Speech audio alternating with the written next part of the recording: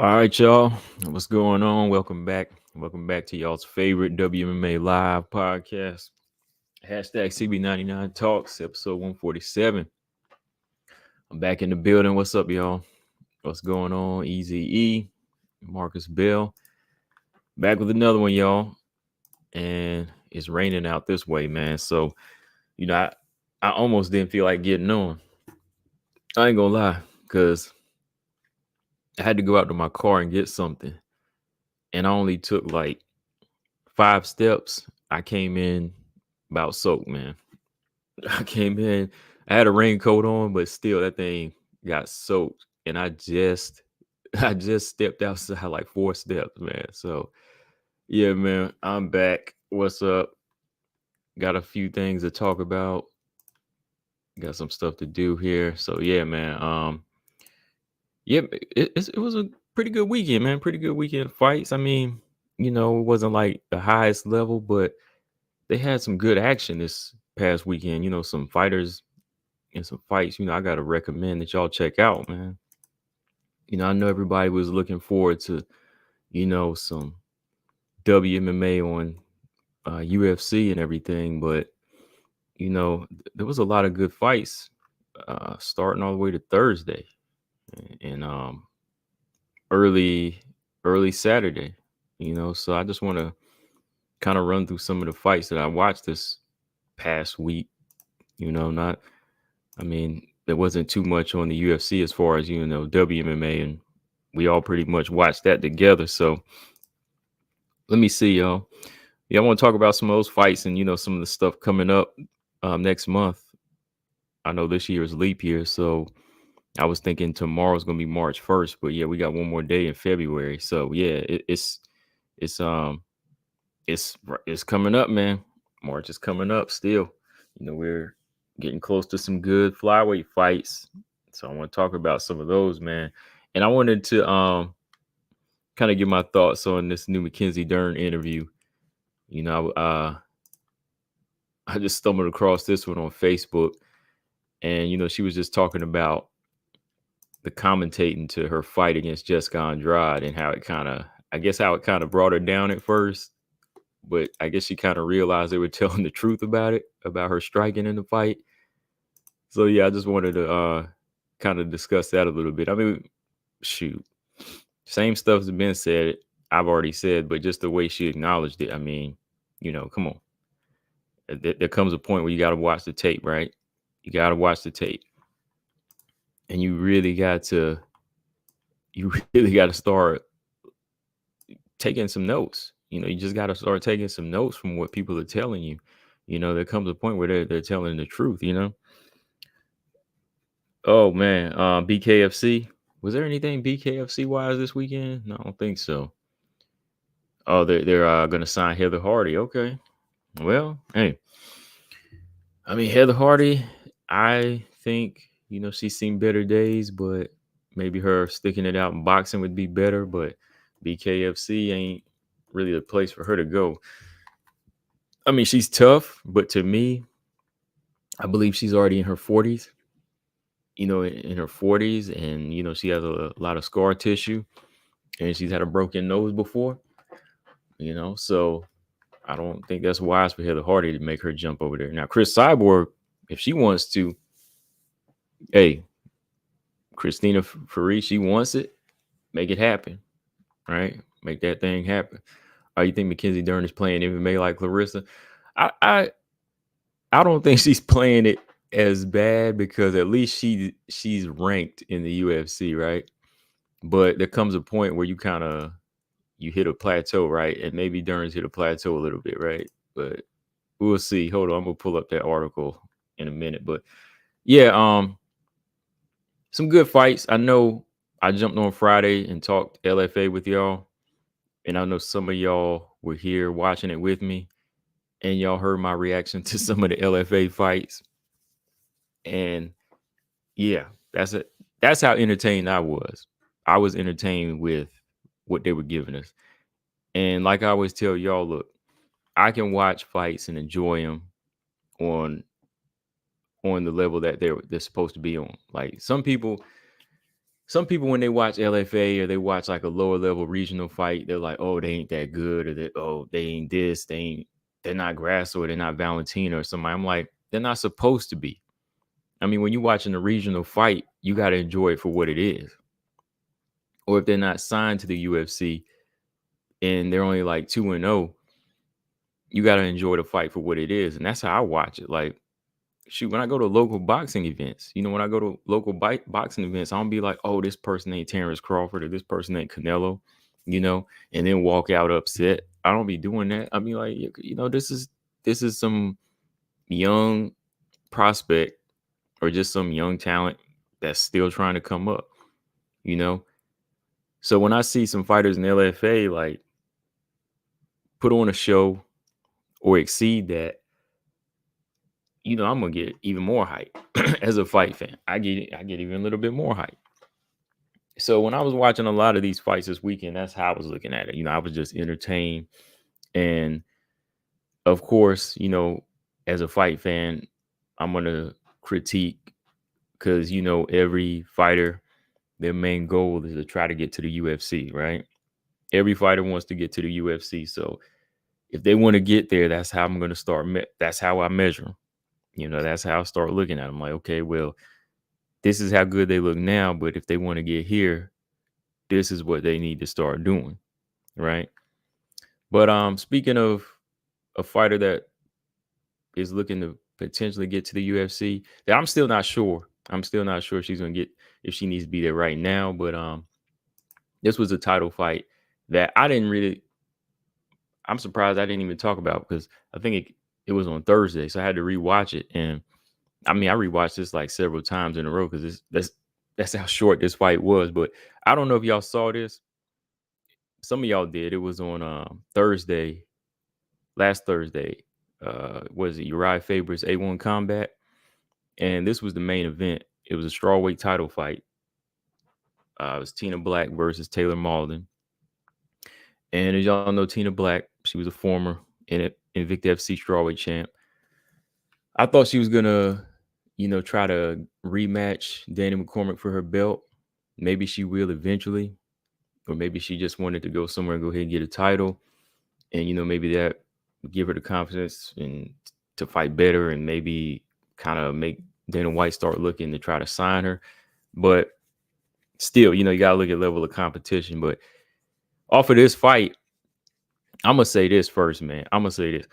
This is how it's supposed to be, man. Like, this is how she's supposed to start taking initiative. Like, this is how she is supposed to this is how she's supposed to approach her fights. All right. The Tina Black in the past, we've seen she's shown some skills, she's technical, but there's been moments where I believe, she's able to go in there and knock people out. Like, to me, honestly, after seeing, Danny McCormick's approach and seeing her get stopped by, a really solid counter puncher that knocked her out before, I thought, Tina Black possessed the same thing. And I think she does, man, but she just never really was taking that approach. She was taking more of like the safety approach, over safety, over cautious, but this time around, she kind of stood her ground. And again, I know Taylor Malden's only like 4-0 and was only 4-0 in the UFC, not the UFC. She was only 4-0 in her career, right? She's only 4-0 in her career, but still, I saw Tina Black kind of stand her ground in this fight and throw with more power. I mean, she caught the girl with like one right hand and she kind of believed in herself in it, clipped this girl like 3 more times, and she was out. She slumped this girl. She slumped her. So I was like, okay, that's what you're supposed to be doing. That's what you're supposed to be doing. You're supposed to be letting them accurate right hands go, and that's how the knockouts will come. So yeah, Tina Black, she got her a belt. She went over here, got a belt, and that's what you got to do. You got to go over there and get some belts in these other organizations. You got to get better. But honestly, to me, I know they asked something about the UFC. I didn't look at the post-fight interview, but I'm not sure if she wants to try to make that jump. I'm sure she does. But to me, I think that she might need to take that contender route again or maybe rematch Danny McCormick in Invicta or something like that. Fight a couple more fights, and then then try to go to the UFC. But let me see. I don't think it should be like a total rush for her, really, because at 27, she still hasn't really hit her prime, and she's only 13-4. So I think there's like a couple more things, or a few more things that she really needs to work on. A few more things that she really needs to get uh really solid, like locked down on, like just even like her takedown defense and confidence in her striking like that. I don't know, maybe she needs to work with somebody like Rose. They kind of have this similar type of approach to their fights at times. So maybe somebody like Rose Namajunas is somebody that she like to maybe spar with in camp. And word is, since she trains, in Uriah Faber's team, she's like one of the people a lot of the fighters don't want to spar with.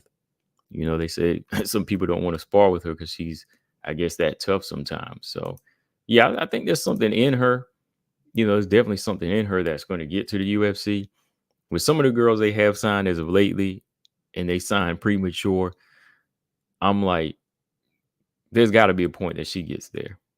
She just has to keep up the consistency. I think that's what it is, like consistency with her. Like, we don't see her fully committed in every fight the same way, or making adjustments, to pull out wins like you see in an Aaron Blanchfield. Somebody like Aaron Blanchfield, consistent, always finding a way to win. The approach ain't always the same, but hey, that's how you get it done, right? What'd you say, Easy? He said UFC is not always good.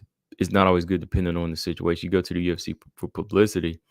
You could actually get paid more elsewhere. You have to come into the UFC with a name if you want to get paid right away. That's true. Like, I think some people just see that first couple of big checks and think that's their cap, and maybe that's all they could get in the UFC. But if they come in with a name, that's how the UFC kind of builds off some fighters. Some fighters can use the UFC to promote, but sometimes the UFC, they can pick up somebody and just start paying them higher if they already have like a higher stock, you know. But yeah, you're right. You can get paid other places though. Look at Kayla Harrison. Kayla Harrison was she highest paid WMMA fighter, even though a lot of people don't watch PFL like they do the UFC. That says something, right? She makes more than a lot of fighters in the UFC, and they don't really watch, they don't watch PFL like that, you know? So yeah, I think, yeah, a lot of these girls, they can kind of take their time. She's one of them, kind of hone her craft, and yeah, just kind of go from there. I think, the way she's taking this approach with her offense and kind of measuring her range, she works on counter punching, her takedown defense, and kind of master that inside clinch with dirty boxing. I think she'll be a dangerous fighter. But I think eventually, yeah, she'll get to the UFC though. I do. All right. I didn't get a chance to check out this one, but I'm gonna watch it. I was gonna watch it, and I know I told y'all about it. I know Easy said he was gonna take a nap. See, I remember everything. Easy said he was gonna take a nap and get back up and watch this one. I believe what was it, Saturday night? Claire Lopez on the this Rising Landmark 8 card. Yeah. So yeah, I put it out there, but I didn't even get a chance to watch. Because originally Claire Lopez was gonna fight, what's her name, Hamasaki, but she had to pull out, so she fought a different opponent, Sayori Oshima. Unfortunately, this short notice fight was a little bit more dangerous than she thought, and Oshima came away with the second round armbar. Submitted Claire Lopez in the second round. So yeah, I need to see how that one happened. I know I was looking at some people talk about it online. They said it was competitive. You know, it's a competitive fight. She made it into the second round with Oshima. She got locked in, made a mistake. Um, you know, I seen Claire Lopez a little disappointed, but she plans, you know, on coming back. And that's what you got to do. You got to work on your submission defense. Because I believe, yeah, her last fight, you know, she kind of stuck her neck out same way Holly Holm did and got caught in a ninja choke. I remember that fight. I think I posted up something about it because, yeah, she got choked. And when the referee separated, boom, she fell down hard. Same situation here. So, yeah, there's a few things that I think Claire Lopez needs to work on. You know, I really believe it is her submission defense because she's had like, let's see, 1, 2, 3. She's got 6 losses, and 5 of those 6 losses are submissions. You know, she's been submitted. She's been submitted 5 out of 6 times. So I think, yeah, her jiu-jitsu is something she really needs to master. Just that whole fundamentals, the whole basics of it, so she can, and that and takedown defense. You know, stay away. You know, stay away from the ground if that's not your thing. You know, if you want to really just stay on the feet, strike, that's where she needs to be. Easy said it was a pretty decent fight. Okay, all right. Yeah, I have to go back and check it out. I saw like a little clip and just some stills, but I didn't get a chance to watch it. But yeah, Claire Lopez, I've seen her striking is decent, but you know, I've seen, hey, she's been submitted by Danny McCormick. You know, that was a little while back in Bellator. You know, whenever Danny was in yes, still in that Bellator Euro circuit they were doing before they closed that down. So yeah, she got submitted by Danny McCormick.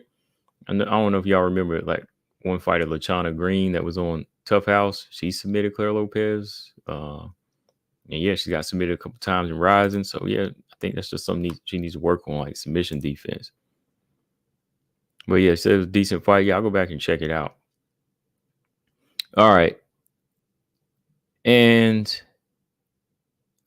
like I said, these fights here. So Easy said it was decent. So yeah, I'll definitely go back and check that out. But in case y'all didn't check out LFA 177, man, we hit the jackpot. We hit the jackpot with LFA 177 for real, man. I don't care. Like I said, when I'm looking at these fighters and they're coming through and they're performing and they are fighting their hearts out and they just starting out, I don't care, man. Like I'm enjoying it.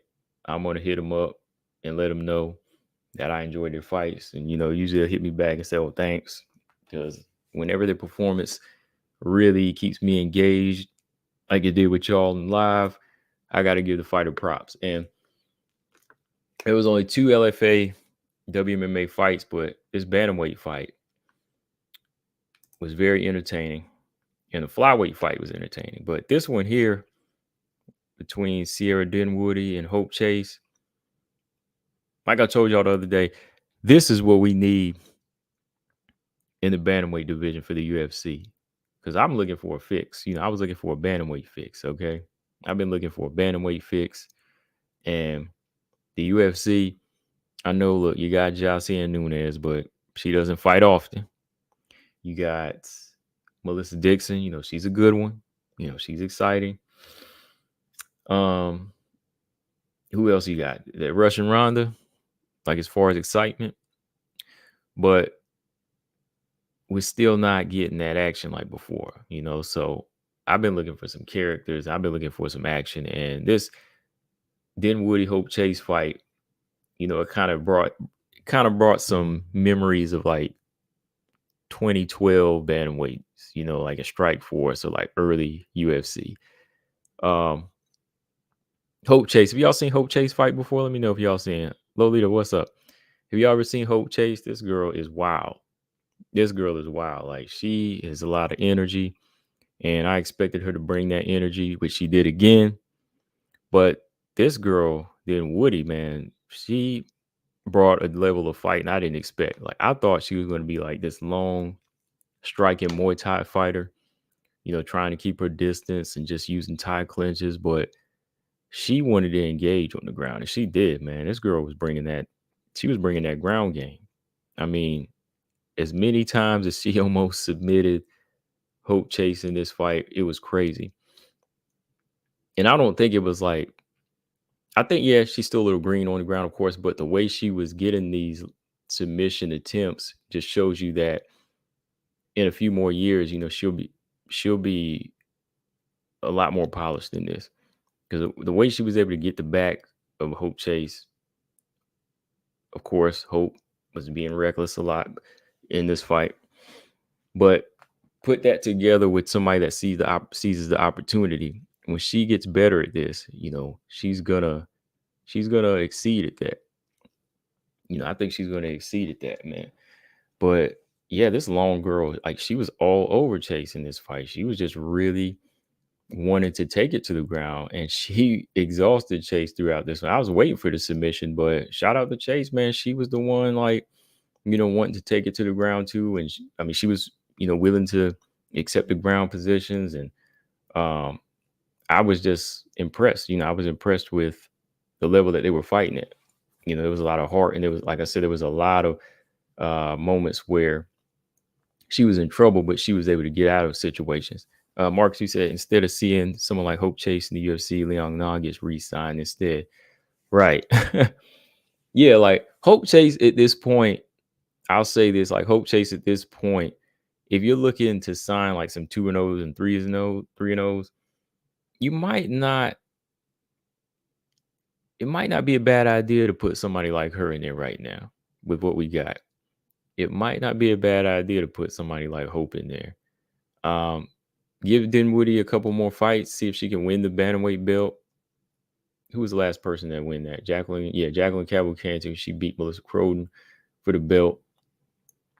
So maybe if Dinwiddie, locks in a couple more fights and she wins the belt, she could get signed at some point.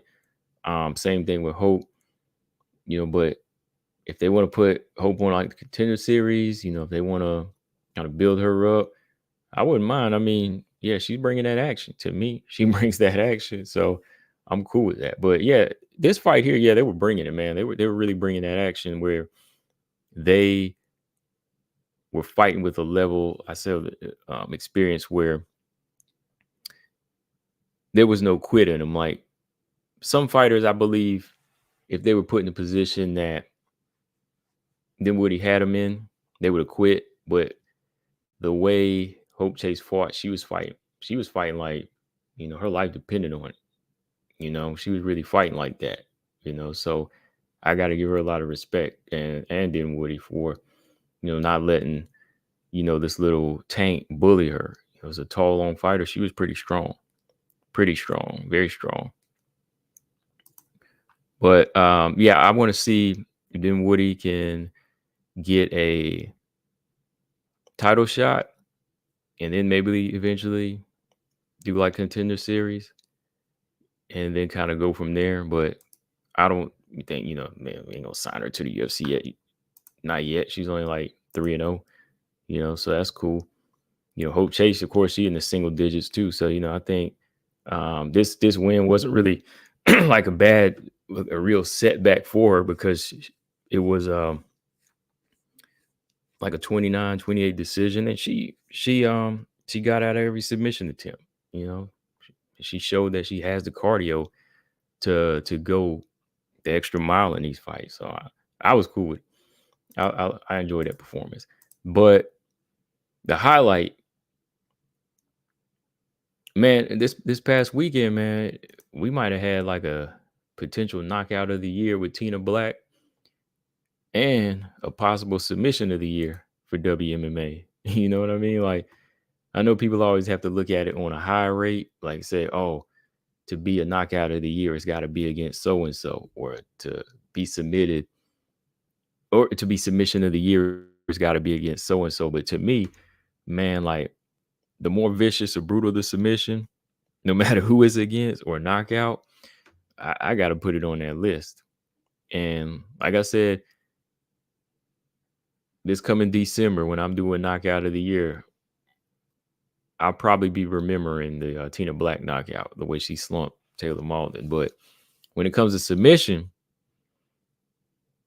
this bulldog choke is going to be in the discussion.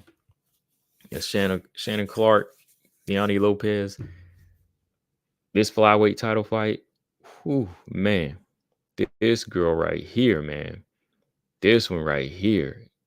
That's how vicious this thing was. Like, it made this girl have to relieve herself in there, man. And that's not even like, it's not funny like that. I mean, you know what I mean? Like, it's not funny like that. Like, oh, that person did that. No, like, the fight game is dirty like that. I mean, things happen in there. You know, you bleed, you pee.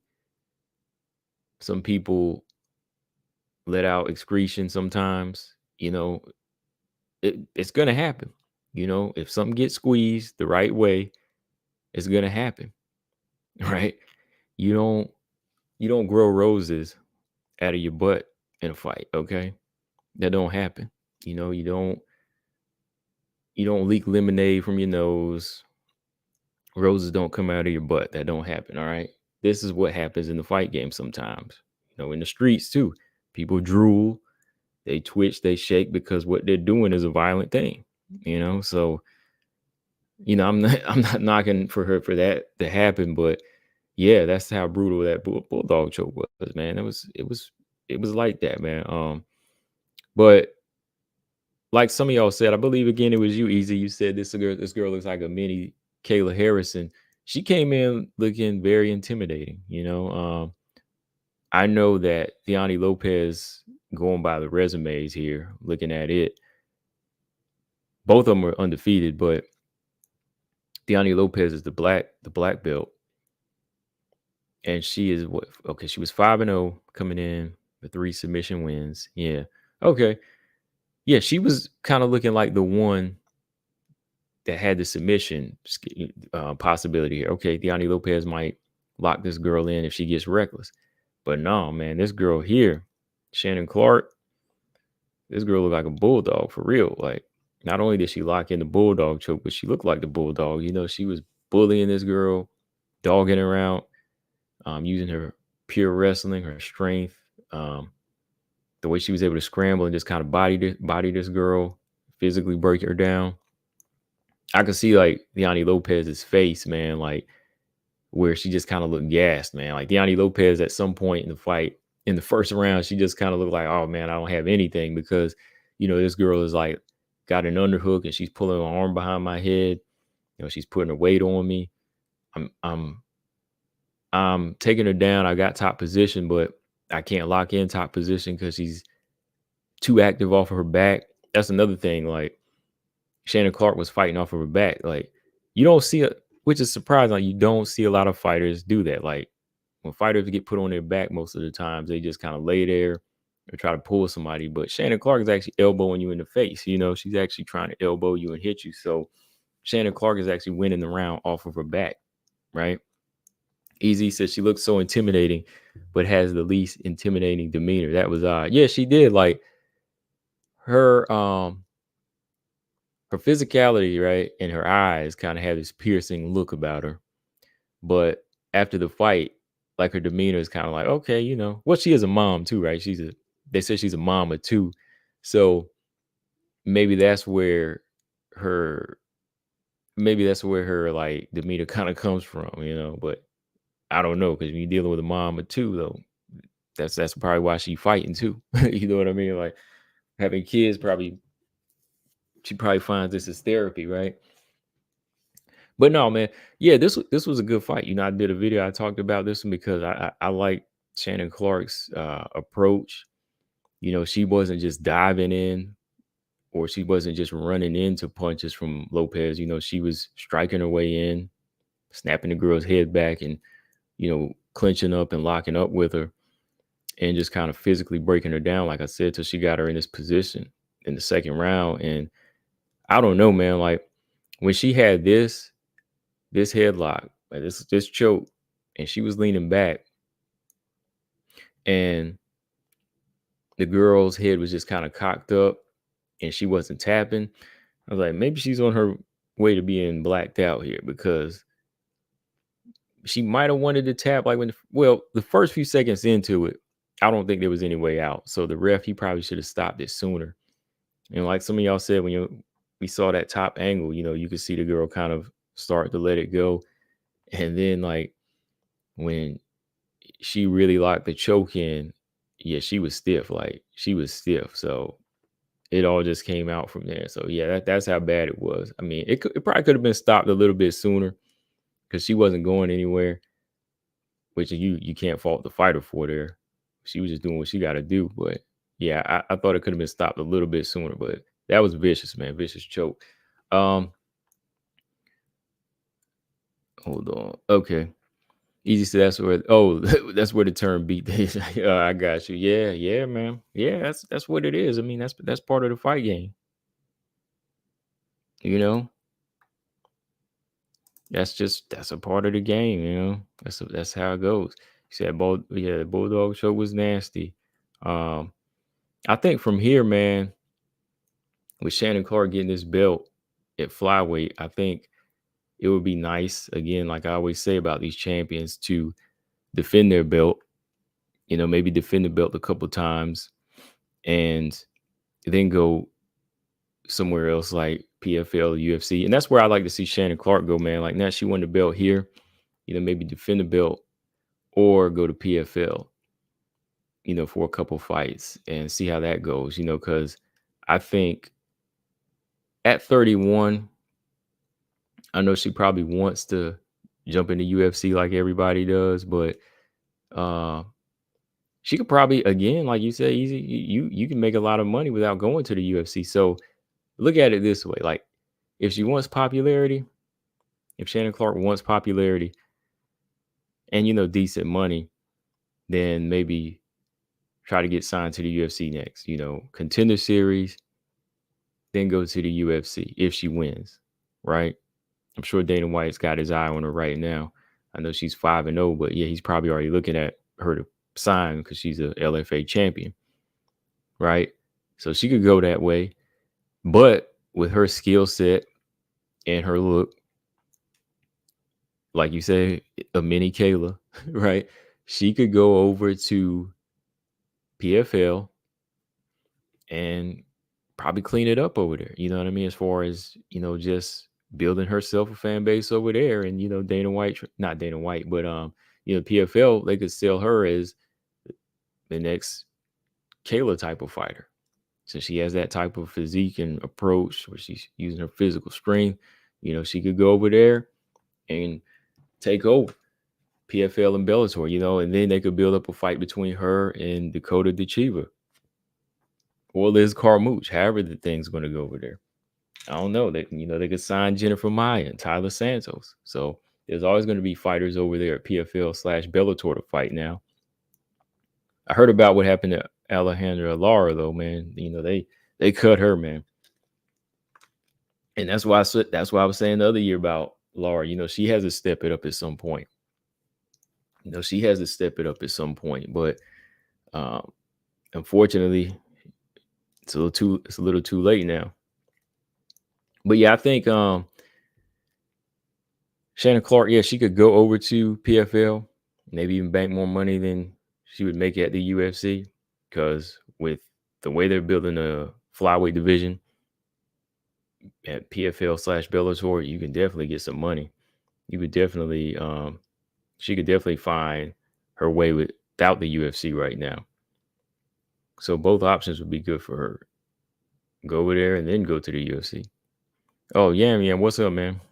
He said, hope all is well. Yeah, everything is good. Everything is well. Hope everything's well your way. Just kind of running through some fights that some of y'all might have missed. Because the UFC wasn't really banging like that, right? This weekend as far as women fights, but got some good fights here. Got some good fights. Oh, Zaman, what's up? He said Laura was kind of out of it for a while. She doesn't train at Lobo. Oh, yeah. Yeah, she's been out of it. And that was kind of her last chance. Easy said Laura didn't do herself any favor. She's a much better fighter than what she's been showing. Yeah. And that's what I'm saying too. Like, that's what you've seen. Like, that's what I'm saying. You need to see with Tina Black a little bit more. Like, I think she's a better fighter than what she's showing sometimes. And what you've seen her do and execute, she could do more of that. Laura, I don't know, man. Like Laura, she kind of fights to the level of her opponent, or sometimes a little bit lower. She gets into this brawling and trading mode, or she'll fight hard one round and then give her opponent the chance to come back, and then all of a sudden it's a split decision. If you look at her resume and how she loses, that kind of explains it, right? Like with a lot of split decisions, that kind of tells you. Same as Andrea Lee. Like you could put Laura and Andrea Lee kind of in the same category. You know, I mean, at least Laura. I mean, yeah, Andrea Lee was in the UFC, but still, like to me, that doesn't really mean that they're still not kind of the same caliber of fighter, really, right? But yeah, Shannon Clark over there in PFL, I think she could do some things that would be a smart option. Of course, the UFC would be nice, because she would be a nice addition to the flyweight division. Granted, if her game is truly tested and legit, right?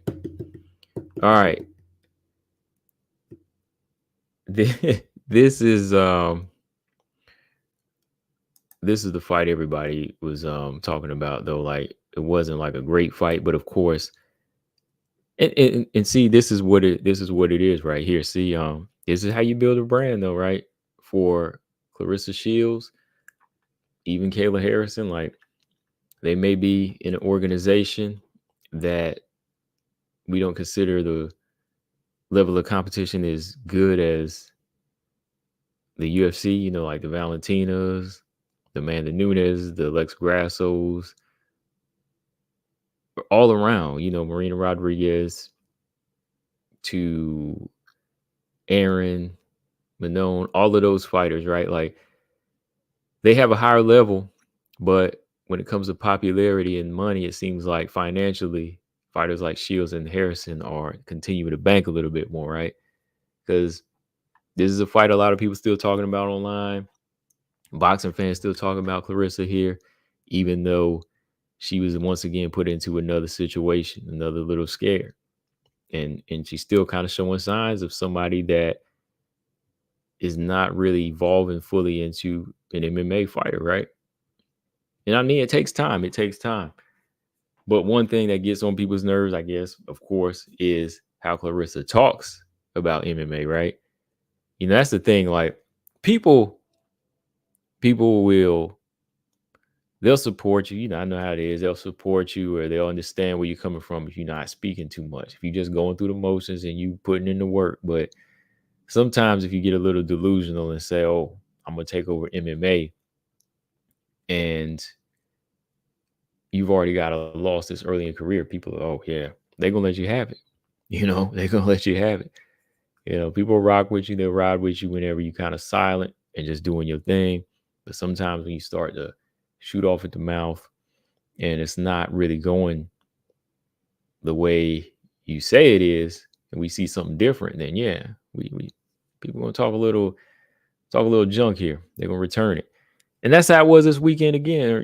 This past weekend, man. Clarissa still showing signs of a boxer, a clear boxer. And she was dealing with somebody that wanted to that just wanted to stay on the back foot and give her a chance to fight. That just gave her that chance. Like, I know the fight was a split decision, and Kelsey DeSantis could have won it in some people's eyes with ground control, but she got hit a lot too. She gave Clarissa too many opportunities here too. Even with her armbar that she locked in, like, I know some people, on a lower level, they would have secured that thing.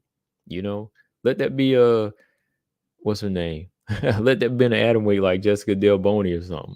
They would have locked that armbar in and had Clarissa tapping just like that. You know what I mean? So I'm just saying, like, even somebody that small, of course, size don't really matter like that with BJJ if you already on the ground. But I'm just saying, like, even a girl that tiny would have went on and locked it in with that opportunity right there in their face. So, I'm looking at it and I'm like, yo, Kelsey DeSantis, like, you might say you won and some people felt you won, but she didn't lock it in either. She didn't execute it fully, especially when you feel like your ground game is better and you already know, you might have a one up on her on the ground in grappling. You just let it slip.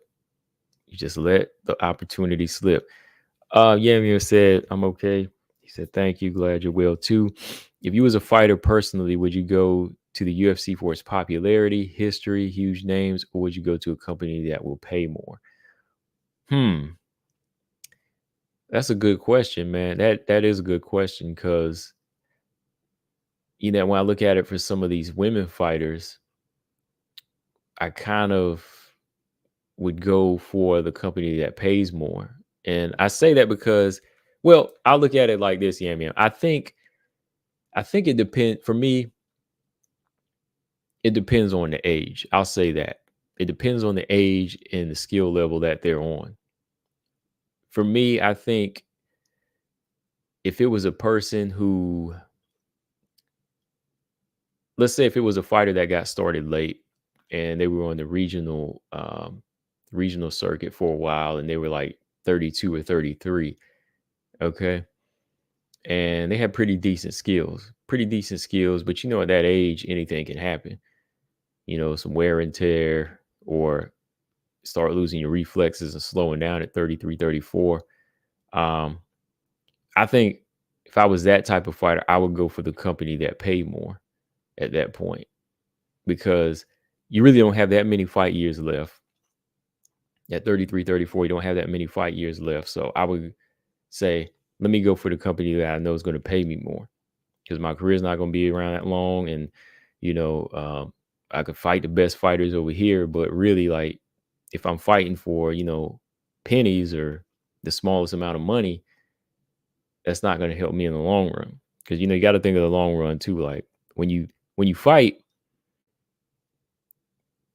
there's always that possibility that's going to be your last fight. Whatever fight you have is going to always, that possibility always comes. That could be your last fight, however you wind up in there, right?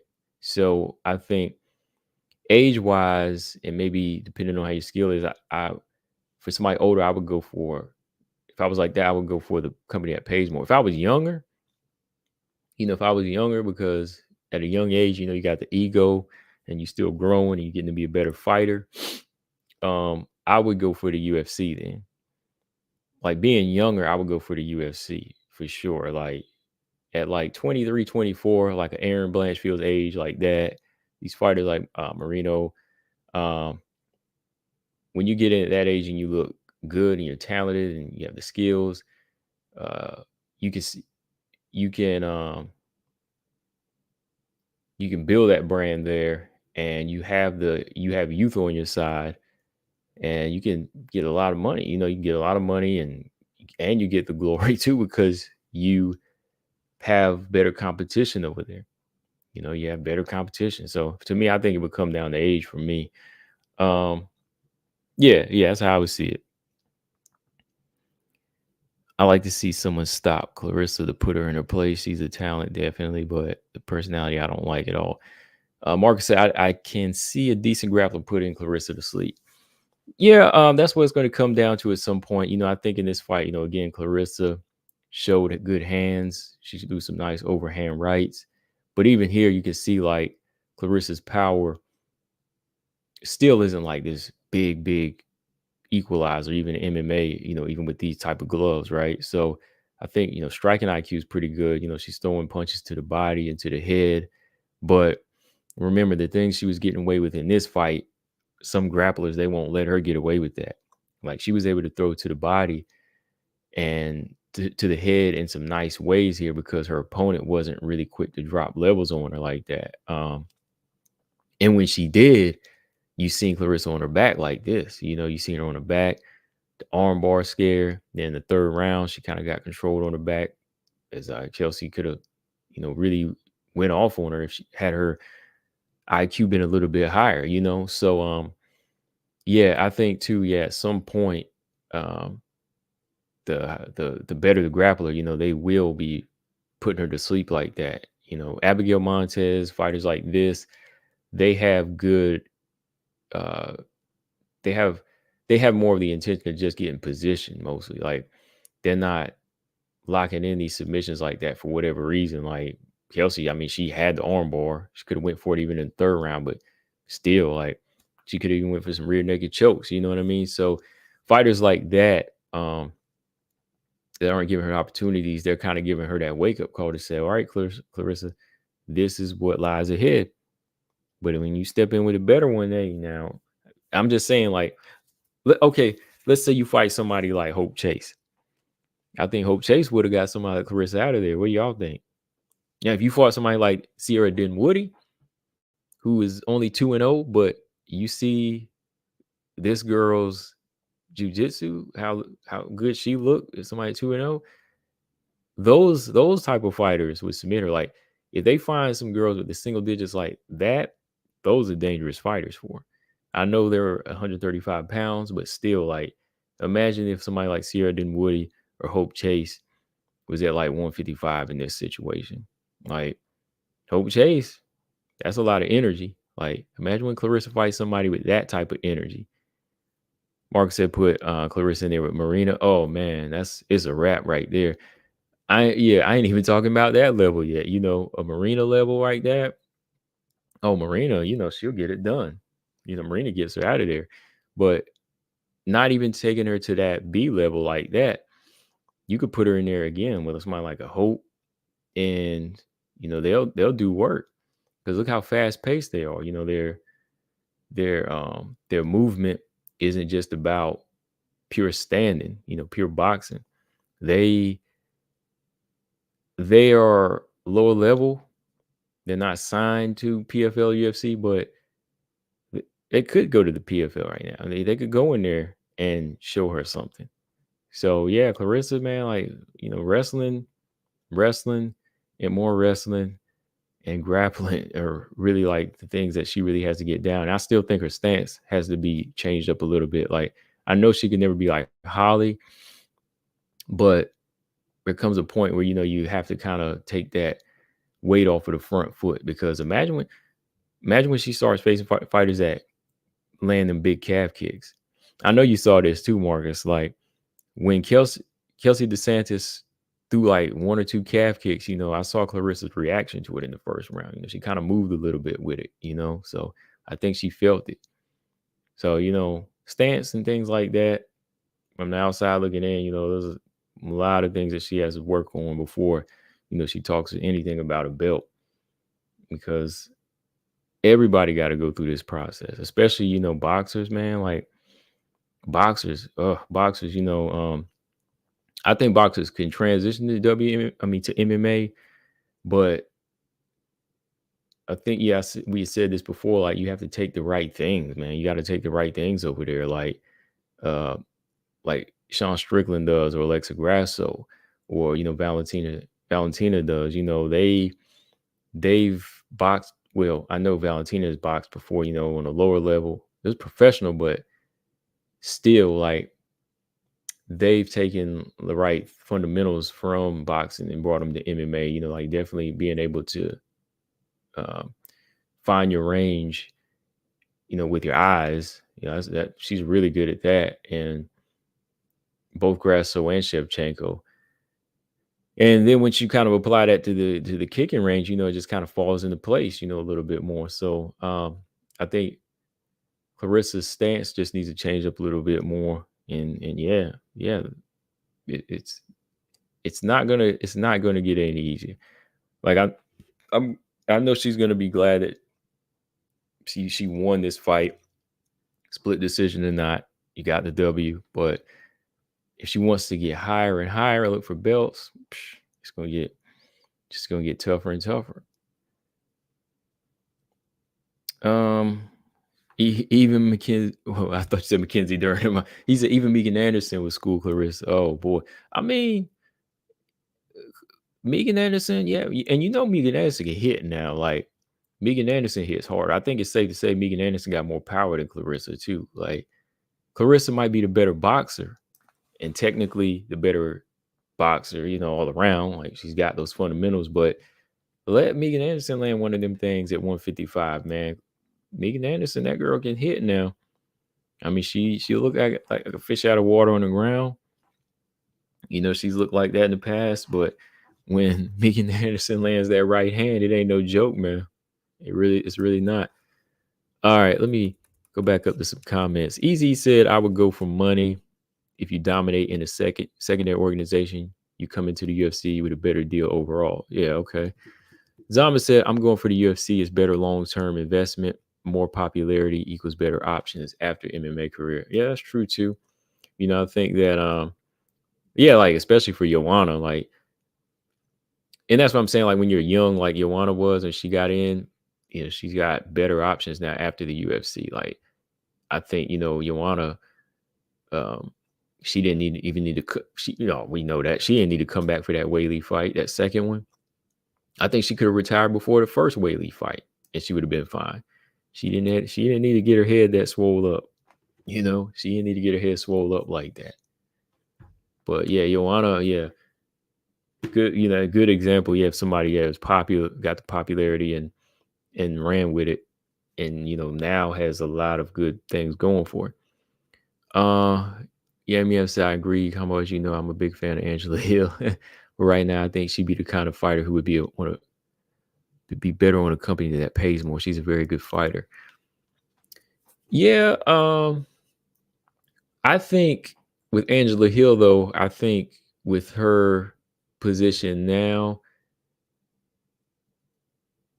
I think it's better for her, like, since she's kind of at the tail end of her career. I think Angela Hill is kind of good where she's at to make the money she's making now, to stay here, make the money she's making now, and keep taking opportunities here because she could go to commentating now on ESPN. Say if she retired, fully retired and left, that's it. She could be a commentator here for ESPN. She could work ringside, taking place of Laura Sanko one day or something like that. Because she does, like, I think, yeah, she has a YouTube channel too, and she used to be co-hosting with Karen Bryant on her channel. So I think that at this point in her career, I think she might run into some other fighters that could beat her and just kind of kill that momentum. So where Angela Hill is now, she's kind of seen, like I said, as a dream crusher, where I think there's more stock in that because she's beating young fighters like Lupi and Denise Gomes. And, I think she's kind of making a good amount of money to do that. They kind of see her as a good test now. Right. Um, let's see here. Yeah. Mahatnika, if she was, yeah, Mahatnika, if she was, man, if she was in there with Clarissa, that's it. That's it. Yum said, I hope one day a fight company discovers combo and asks you to be involved in commentary because you're doing a very good job in commentating. You really know your stuff. Great knowledge. I appreciate that, man. I appreciate that.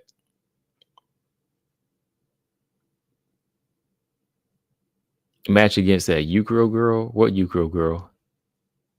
Clarissa against what Ukro girl? I mean, Ukrainian girl? Which one? Let me see. The problem mostly with a boxer going into MMA, yeah, is the stance. Yeah, clearly the stance. Stance is a big problem. This leaves you open for hard kicks, takedowns. Professor Chaos, what's going on? He said, why did women's 135 get stuck in time? I think bantamweight is kind of got stuck because I think they still, well, several reasons. I think because they're putting a lot of they put a lot of they're investing a lot of what's the word I'm looking for?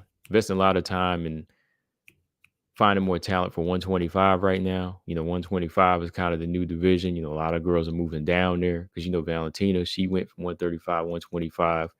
Some girls are moving from 115 to 125. So I think 125 is kind of it's outshining it right now too. So that's one reason. And I think another reason is, you still have a lot of older fighters still stuck around. Like, they still have Holly around. Holly's still there trying to get a title shot. Misha Tate is still there. and she's still trying to get a title shot. Juliana Pena is still there. I think that's one reason it just got kind of stuck in time, because they haven't really found, either they haven't found or they haven't been searching for 135 pounders. And the 135 pounders that they have, a lot of them can't make the weight. Like the girls they're ranking, like Jocelyn Nunes, not Jocelyn Nunes, because she did fight it. She can make 135, but Norma Dumont, yeah.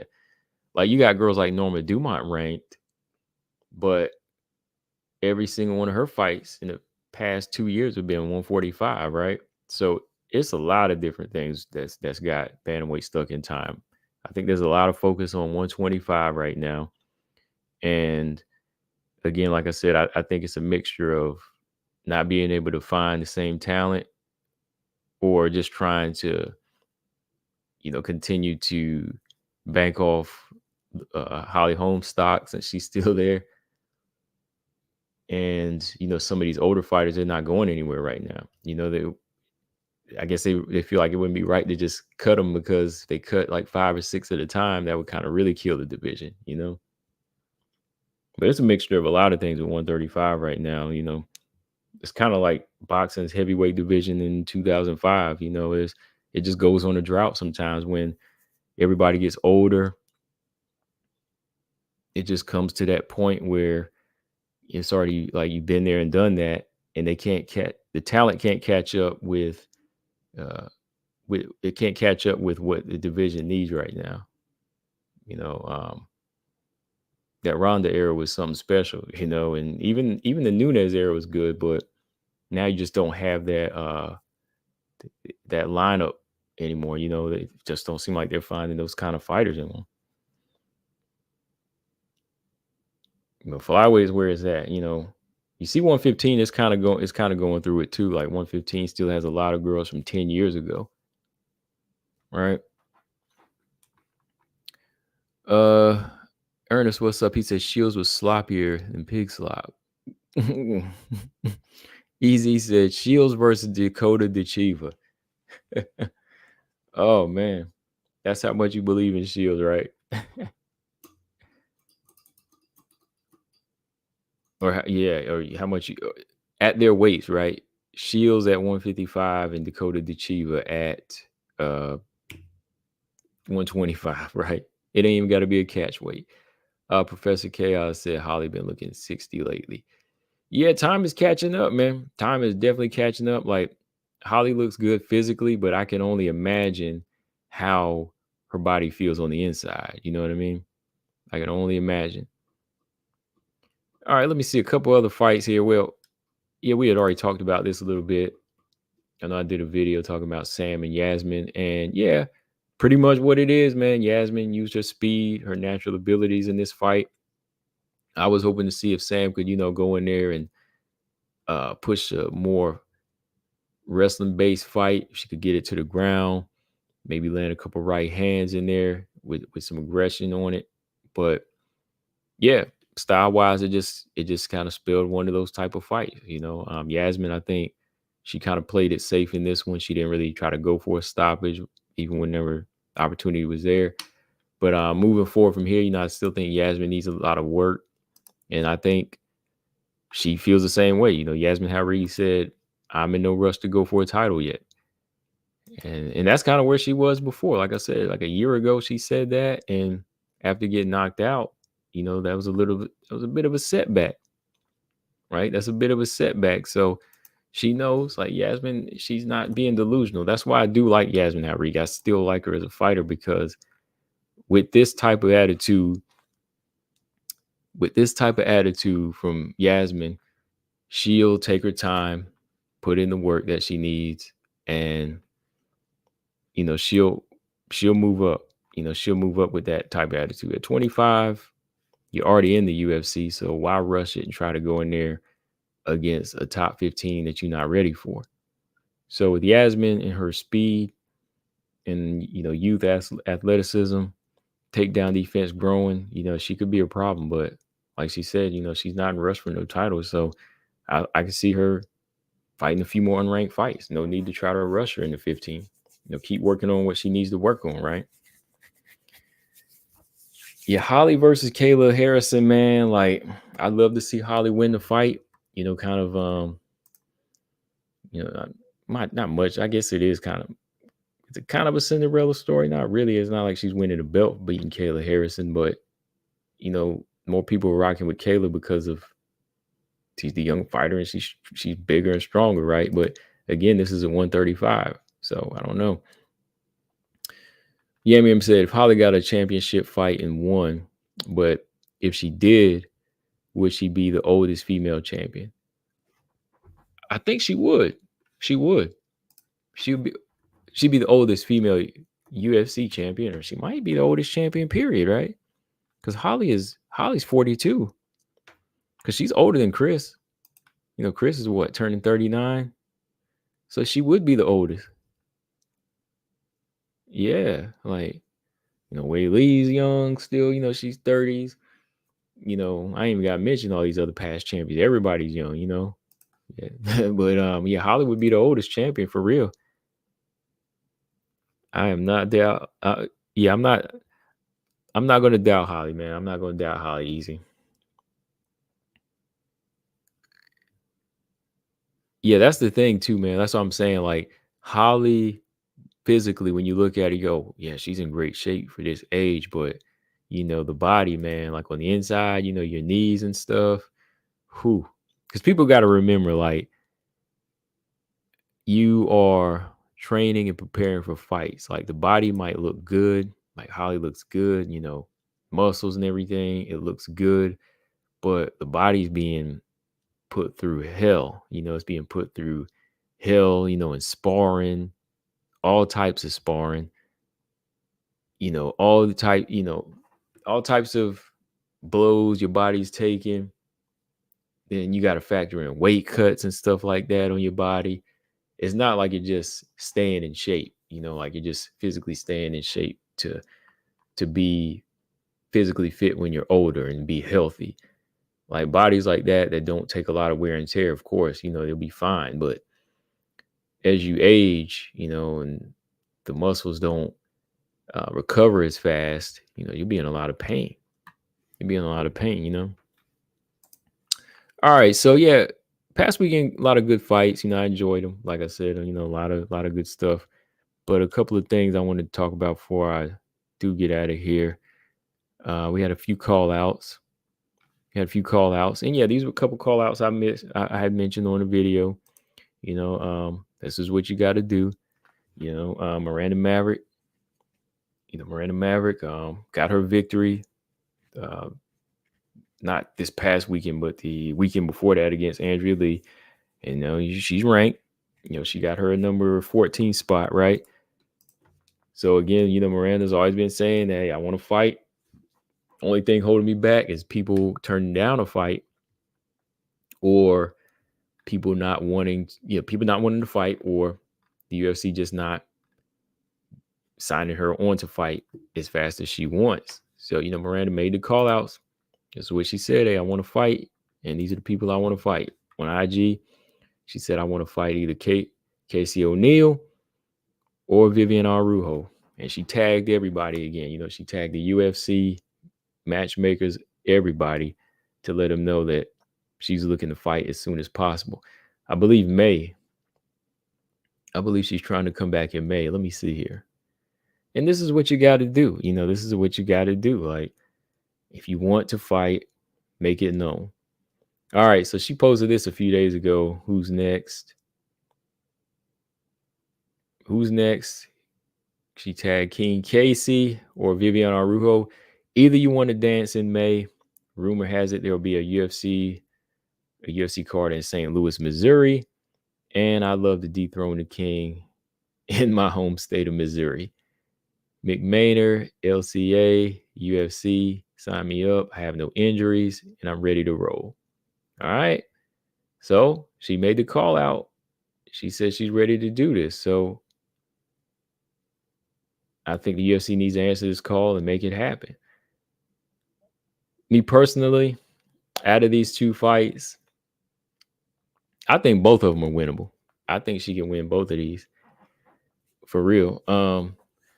And that's why I don't listen to Zaman at all, because he said both will beat her. Oh my goodness. Like what has Casey O'Neill and what has Casey O'Neill and Arujo done in the past?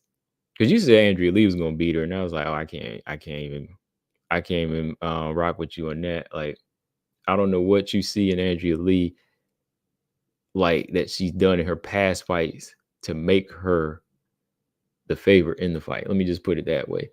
And now you say Casey O'Neill beats Miranda Maverick. Oh my goodness. Wow. Wow. Ooh my. Oh wow. I gotta know what it is. Like I just gotta know what it is. Like you would probably pick Casey O'Neill over Kareem Silva. So I can't even, I can't even pick. I can't take you seriously when it comes to them, because I just can't. I can't take it seriously. O'Neill is better than Miranda Maverick. See, you followed up with a laugh. Okay, man, I know you joking now. Oh my goodness, like this is too easy. I'm not even gonna listen to you on this one, man. I'm not. Look, this one is too easy. This is too easy. I'm not even going to. I'm not. I was gonna. Oh my goodness, he thinks Casey O'Neill is better than Miranda or Kareem Silva. Oh my. Well, let me just say Miranda, because he's already put that on record. Oh my goodness. Anyway, Miranda calling both of these fighters out are good. Of course, Arujo is ranked higher, so I would definitely pick that one if she wanted to jump right into the mix. Like if she wanted to get into the mix, into the fire, Arujo is a much higher ranked opponent. If you're looking for high rankings and you feel you're ready, number 9. But to me, style wise, I think she should take on the number 13, Casey O'Neill. Like style wise, where she can get some work, I think that's a better fight for her. I think Casey O'Neill is more tailor made for her. I think Casey O'Neill is a little bit more tailor made for Miranda Maverick. I think she's a little bit higher pace, and she'll come to her. And once you look at, you can look at all of Casey O'Neill's fights. Like I think a lot of Casey O'Neill's fights, you see her depend on high volume, but not a lot of power. And she really depends on that high pace. And I think somebody like Miranda Maverick, who's been, not nicely improving in her striking, which I know somebody doesn't want to give credit on. The way she's able to measure her distance and the way she's able to counter, she's been working that left hand, and she's been sticking that jab out more, and she's been going to the body in the last few fights and throwing some of those kicks. I think she would land the better strikes, the more nicer strikes that would count and do more damage. And then when you look at physical strength, I think Miranda Maverick is stronger than Casey O'Neill. Like her kryptonite in the past has been stronger fighters, bigger, stronger fighters like Aaron and Jasmine. And I don't really think Casey O'Neill has that type of strength. I really don't. Kind of saw that. And I did see that. That's why I couldn't pick her against Jennifer Maia. I didn't feel like she was going to have that type of ability to take Jennifer Maia down or even like clinch fight with her, right? Same when she fought Ariane Lipsky, those girls were a little bit stronger than her. I think Casey O'Neill, she's able to build her strength at some point. She's still young, but right now, I don't think she's just like this real physical specimen that can overpower Miranda or even tire her out like that. Like to beat Miranda, you got to be able to wrestle, and you got to have better grappling, and you got to be stronger. All right. You got to be strong. And that's how she's lost in the past, when fighters can take her down and they can control her. But when I see Miranda go in there, and of course, Cachoeira is not like a grappler, but when she can pick somebody up that big or handle somebody that big, or even like handle Andrea Lee on the ground, who to me, Andrea Lee can be a better grappler than Casey O'Neill when she lets it loose. And she did have Miranda in some scares. Miranda Maverick, she was able to get out of those submission moments.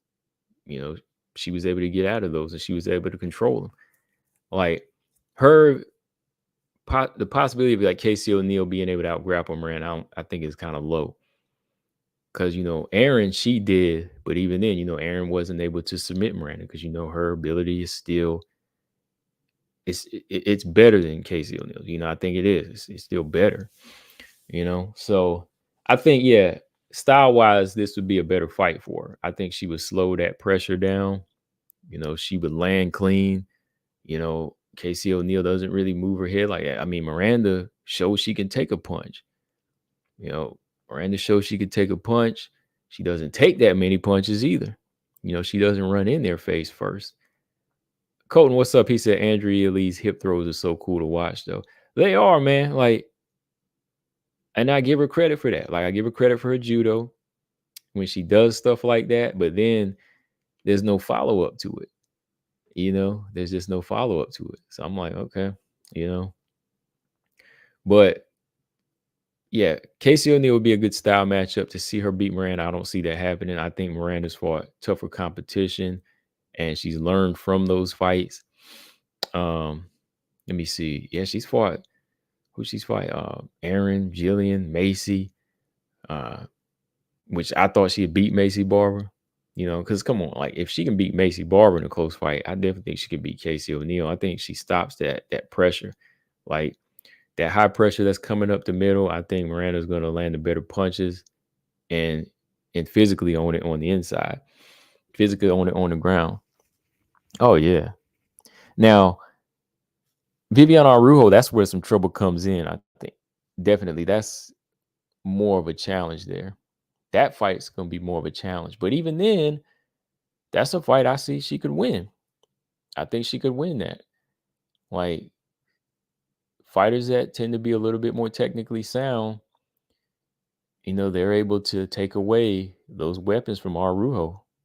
They've been able to take them away. Like, I know a couple of the things that helped, like Ibas in the past, was her jab, and if Miranda is able to measure range in a fight with somebody fast like Araújo and use her timing, she could take away the speed.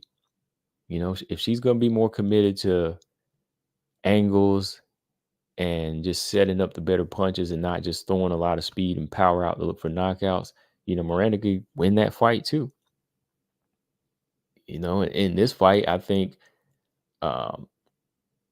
Miranda kind of pushing the pace and being physical in it the first couple of rounds, that'll guide her more to a win down in the stretch, like in the third round. Like I don't see anybody getting stopped in those fights, either fight. But actually, I could see Miranda possibly submitting Casey O'Neill, though. I ain't gonna lie. I think Miranda could submit Casey O'Neill. I mean, shoot, Ariane Lipsky did.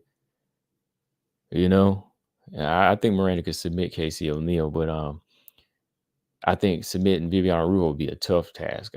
That would be tough. That's a bigger, stronger fighter, but I think wearing her down is something she could do. That's something she could do as long as she could figure out the patterns from Araújo. Sometimes her patterns are a little predictable. As long as Miranda's able to land, from a distance to the body, to the head, and mix up her attack like she's been doing as of lately. Yeah, I think she could win those fights. I think she could win both. I think the more winnable fight for her would be Casey, of course, because of, come on, level up. I think she could win that fight. Again, if she wants to go higher, you go for the number 9. But once you get that high, everybody knows from there, you just got to keep fighting these tougher fights. But I think where Miranda is, I think, and how she's been fighting and still improving, but not as fast as some of the other fighters. I'd like to see her fight Casey O'Neill. I think that'd be entertaining. But then you got to throw in a Jasmine against Casey. That's a good fight. So Jasmine versus Araújo with Casey O'Neill, throw her name in there against one of those fights. But if Miranda gets Casey, I ain't mad at that in May. Yeah. But that's all it is. That's if Casey wants to fight, though.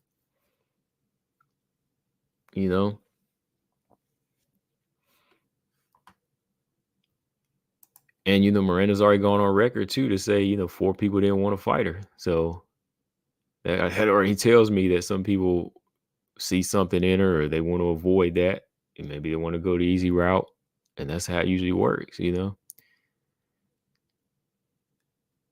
Cole said the way Miranda lost to Jasmine was kind of surprising. It was. I think, yeah, in that fight, it was the wrong approach taken. Trying to wrestle with someone that big, um, and seeing the improvement of Jasmine's jab too, man. Seeing the improvement of that jab throughout the years. I mean, throughout the past few fights, like that was one thing that helped her win. That long jab from Jasmine and just being that big and strong. And when Miranda wanted to take that fight to her like that, it was just kind of like the wrong approach. Really, to beat, somebody like Jasmine, you got to be fast, Natalia Silva style, and you got to have takedown defense. You know, Robot Chicken said Arujo is a stepping stone at this point. Yeah. I hate to say it. I hate to say it, man. I hate to say it. She kind of is. I really hate to say it, but she is a little bit of a stepping stone, man, because she's been coming up short in these past couple of fights. I don't know. Really don't know. But yeah, out of these fights, yeah, I definitely would like to see the Casey O'Neill fight. Like if they schedule that in May, yeah, I think it all just comes down to Casey acknowledging it. Is she ready for it? Let me see. I'm gonna see if she's back into training or anything, and maybe if she makes the acknowledge, maybe they'll make the fight. Nope, I don't see anything from her. Yeah, I don't see nothing from her. All right. One more thing. Well, a couple things here.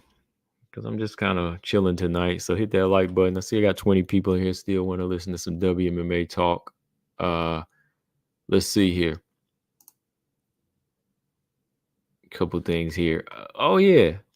Yeah, Mackenzie Dern. Let me look at this interview here. I didn't get a chance to watch it all, but I was just looking at some of the key points in this interview.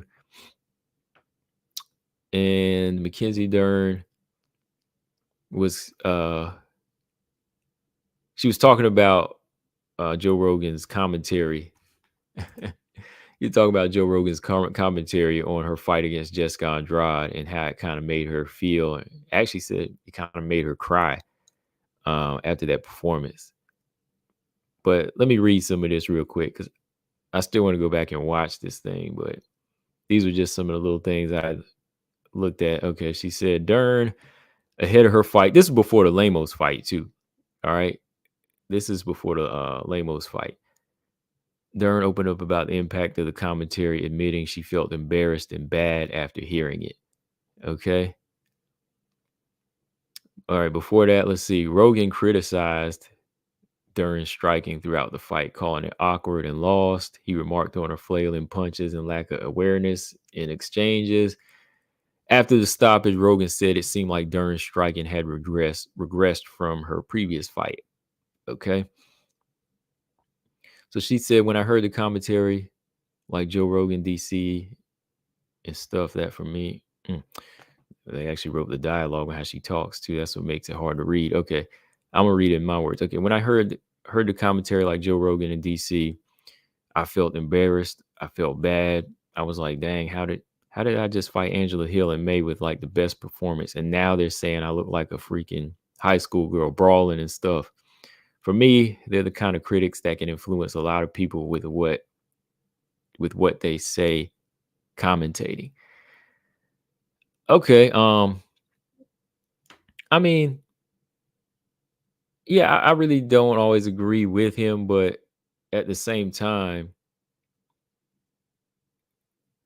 when you look at your fight with Andrade and the fight with Angela Hill, let me see how can I put this. It's like she said, I just fought Angela Hill and made with the best performance. Now they're saying I look like a high school girl. Well, it's all in it. It all comes down to, and this is how I got to bring it up again. Look, again, when I was talking about this earlier, consistency. That's the thing. Like there was no consistency in her performances. That's why they're saying that. Like it's it's not really the commentators' fault here. Maybe how they're saying it, but sometimes you have to hear it like that to make you get better, right? Like I don't always agree with DC. I'm not a Joe Rogan fan or anything like that. But yeah, like if these guys have been doing this for a long time and they're actually using these terms, then that should tell you something. That's what I gotta say. Maybe they felt like from seeing it ringside. Okay, think about it. Look, all right. Okay, this is the best way to put it. All right, look. Okay. Like I wouldn't say it. Like I wouldn't have said she looked like a high school girl, but y'all know how I felt that night she was getting knocked around by Jessica Andrade. You expect better at some point, right? Like, yeah, like you looked this good against Angela Hill, but now against somebody that has like 10 losses and Jessica Andrade and the blueprint is out there, you're looking like this. All right. So my thing is, I know these fighters, they work hard, but you have to look at it and say, yeah, like, wow, my performance might it might have been kind of raggedy, just a little bit. I mean, if you gave Jessica Andrade every opportunity to knock you out, and she took it. And these were some very, very clean shots that you were giving just serving your chin up to. You have to kind of look at that and say, there probably was a bit of an amateurish level to it, And I say that again because there's many ways to beat Jessica Andrade now. Going into this fight, they already knew that, like, this is what we got to do. If we fight off a jab and we fight off a straight right hand, we can do this. We can do this. That's it. But when you're running into the punches of Jessica Andrade, which everybody has seen coming, we all seen the shots coming, and she's getting hit by these shots, and she gets dropped 4 to 5. How many times she get dropped in this fight? Four times. I guess these commentators sometimes, like, I ain't gonna defend them. Like, I don't usually defend them, but they got so excited, and they're seeing it ringside. They're like, wow, like this is the girl that was fighting Angela Hill. Like she's getting hit with some easy punches. You know what I mean? Like she's getting hit with some easy shots right now. Like, and they're seeing like how she's running into them, right? They didn't see her trying to clinch or hold, or go on the back foot and try to pick her shots.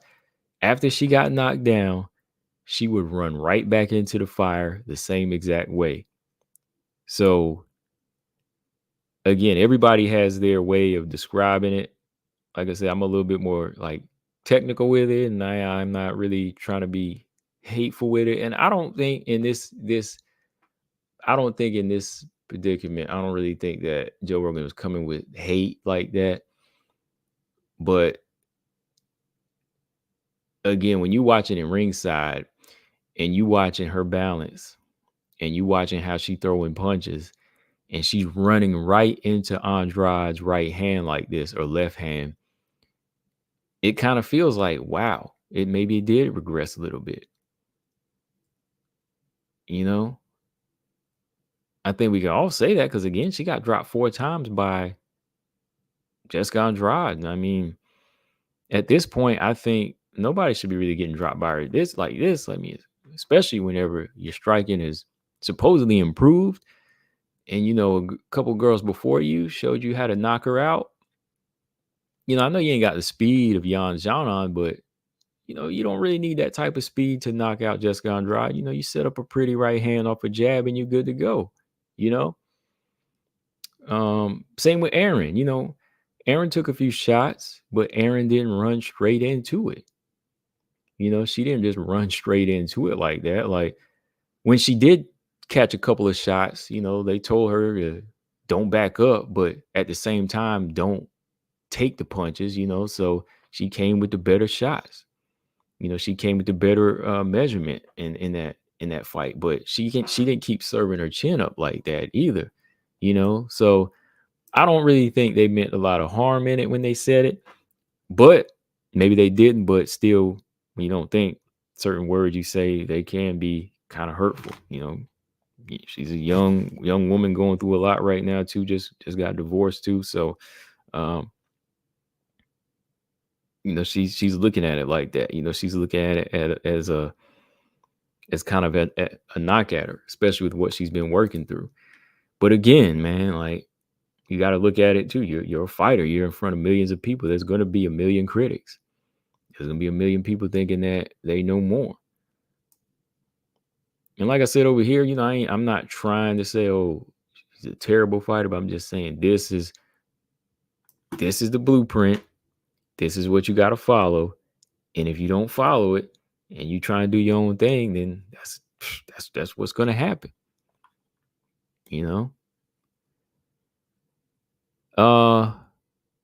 Colton said, didn't Dern leave her coach in between Hill and Andrade? I think she did, right? She did mention Prio again, though. Jason Prio, I thought they're back together.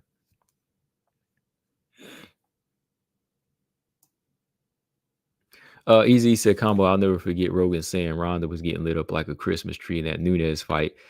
Even that, like I said, like there comes a point, like there comes a point in a fight where you got to add a little bit of spice to what you're talking about too. Like at that point, when she was getting lit up, there ain't nothing else to say.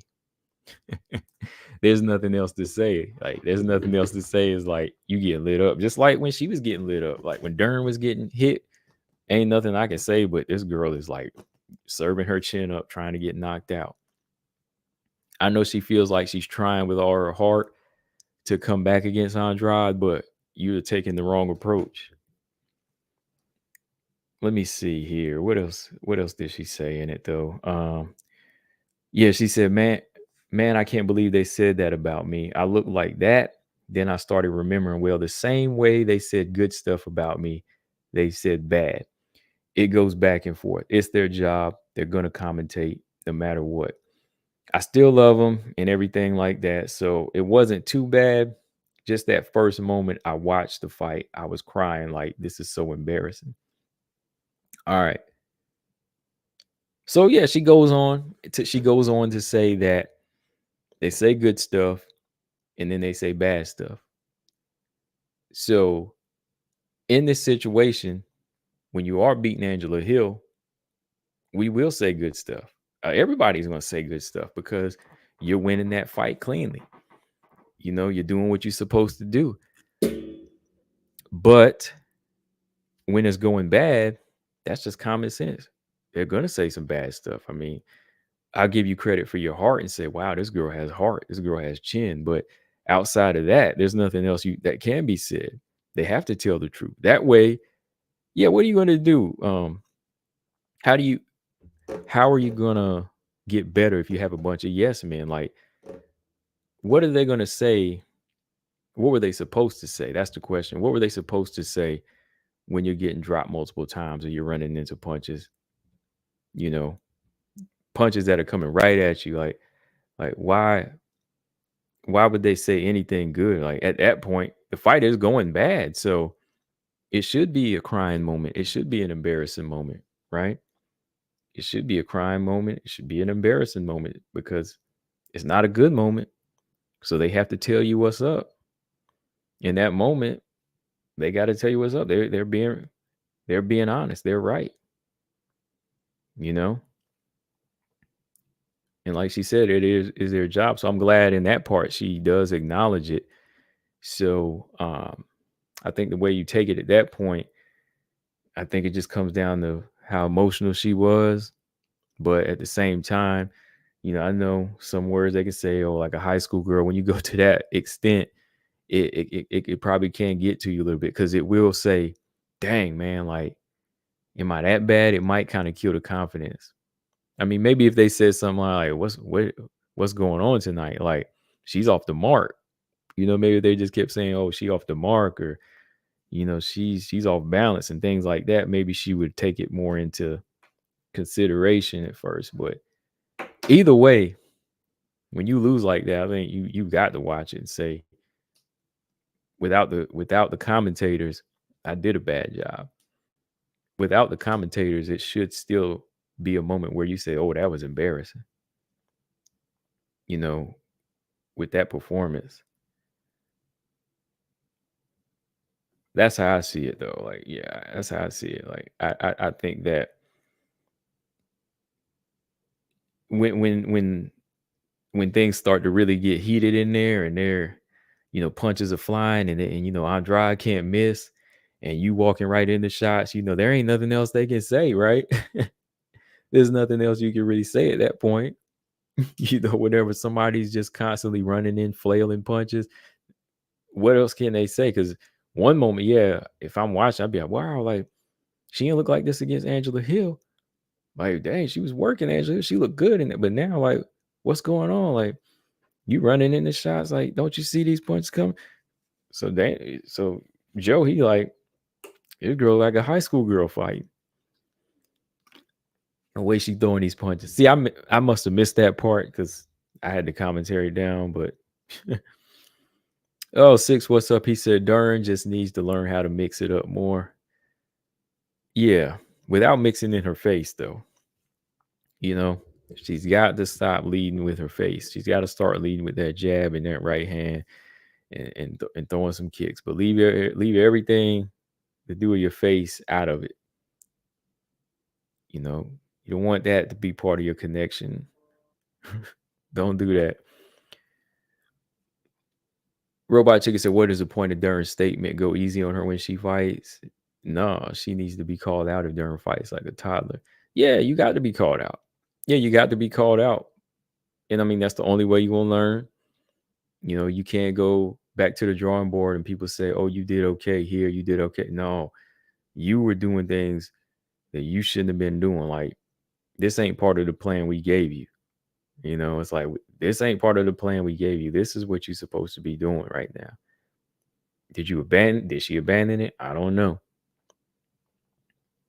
You know. But yeah, when it comes to the commentary and that aspect, I'm like, yeah, there's an entertainment level to it. And when everything is kind of out the door, words are going to get spicy because that's what you got to do.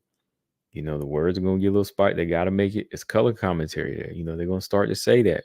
And I can't really disagree with them on it because, yeah, I didn't expect her to look like this against Andrade. I really didn't. I didn't expect it. I didn't expect her striking to regress. Like, that is the word you had to use because, you used your striking against some of these other girls in the past and had some success. But for some reason against Andrade, it was just, wrong approach. And, almost in the Lamos fight too, right? Oh boy, Colton. Colton said BJ acted like Dern was Tatiana after getting that one takedown on Lamos.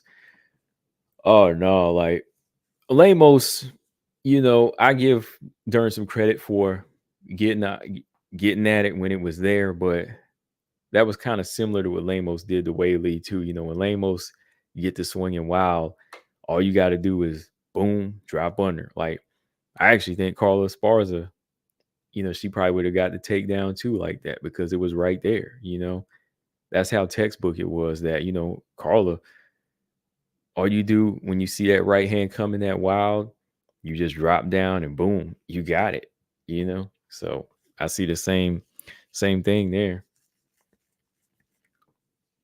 Like, Dern still didn't really get that many takedowns. She um, still was lacking in that department. It was mostly Lamos's, low fight IQ of wanting to engage on the ground that gave her any opportunity.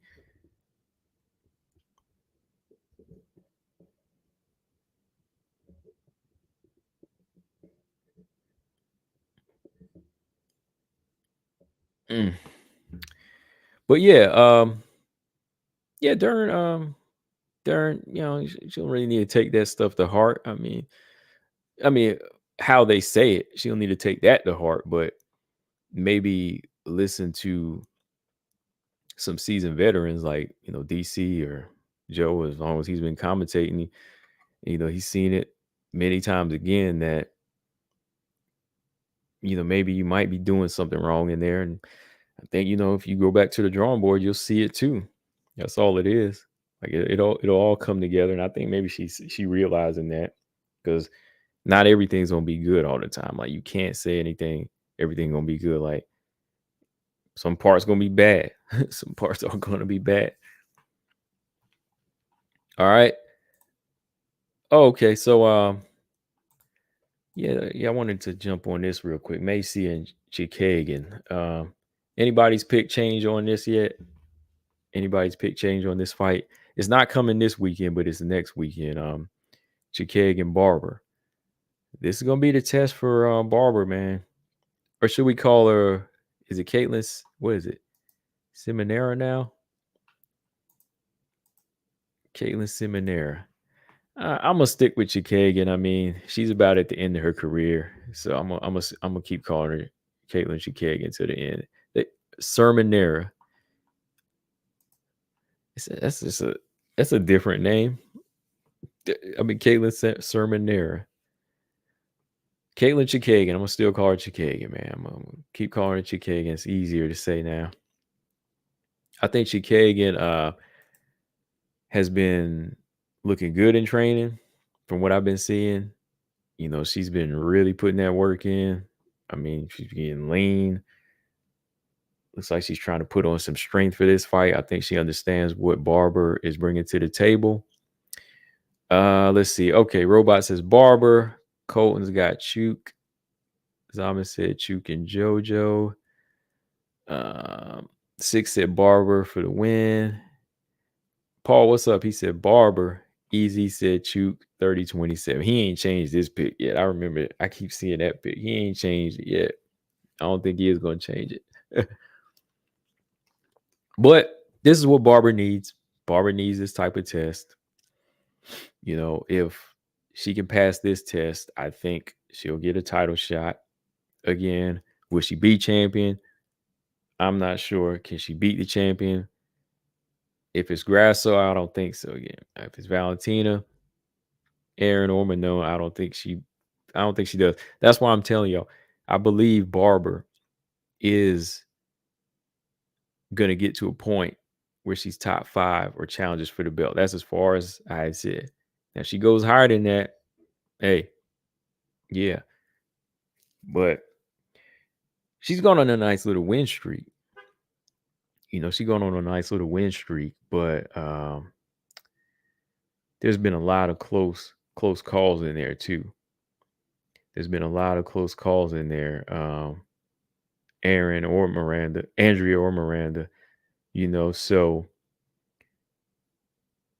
I'm still seeing something in there that some of the girls at the top, they'll be able to expose, and they could still come away with a victory against Macy. But to give her more of a chance, she's got to go in there and dominate Chookagian, man. Chookagian's very slick, awkward, and probably one of the better defensive fighters that Macy Barber's fought. So that's going to test Macy Barber's mental in this fight. Like, Macy Barber's used to connecting, especially in her last few fights. She's used to connecting with like a head kick or a straight left hand or that right hook. But if Chookagian is able to slip some of these shots and even take her volume down and even land some push kicks and keep her at bay, like, what will Macy Barber bring to the table? Like I said, I think that Macy Barber's clinch game is going to be very important in this fight. And I think Chookagian knows that too, Chookagian knows that if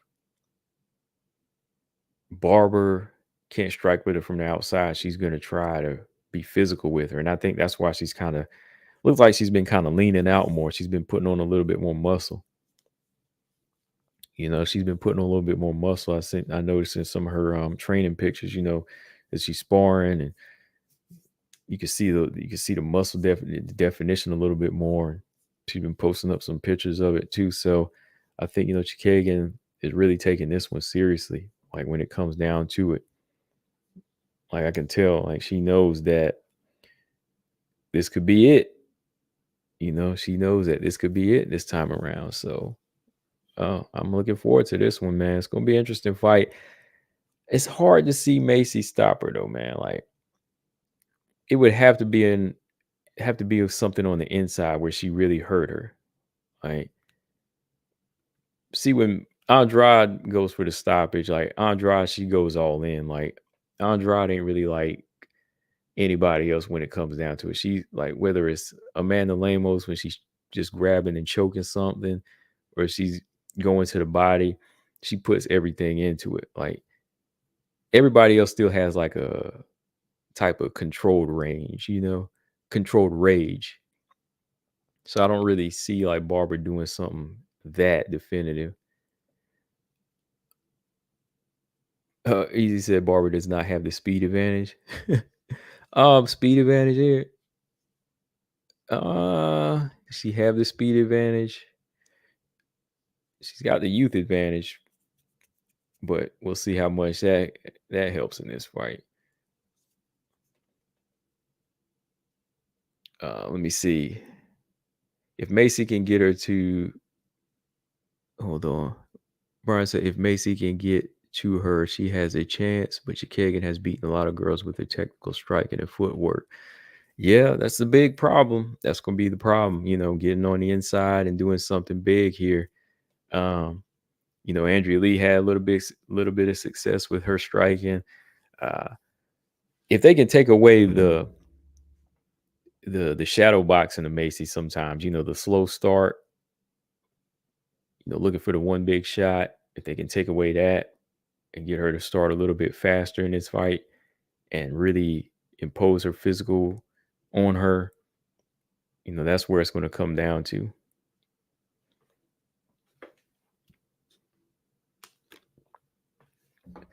Yeah, Chookagian's getting older, but she's still experienced. She's still got experience on her side. And, she's got a good resume. Girl's got a good resume. So I think it's going to be an interesting fight. It should be a good one, though. And she's been holding that spot down. Like, she hadn't got the belt, but, she's still been, stopping a lot of other girls from getting the belt. I wonder how the ground looks, though. Like, Chookagian putting Macy on her back. I don't... How has Macy been looking on her back lately? Like, a couple of times, she's been put on her back. Been having a little bit of trouble.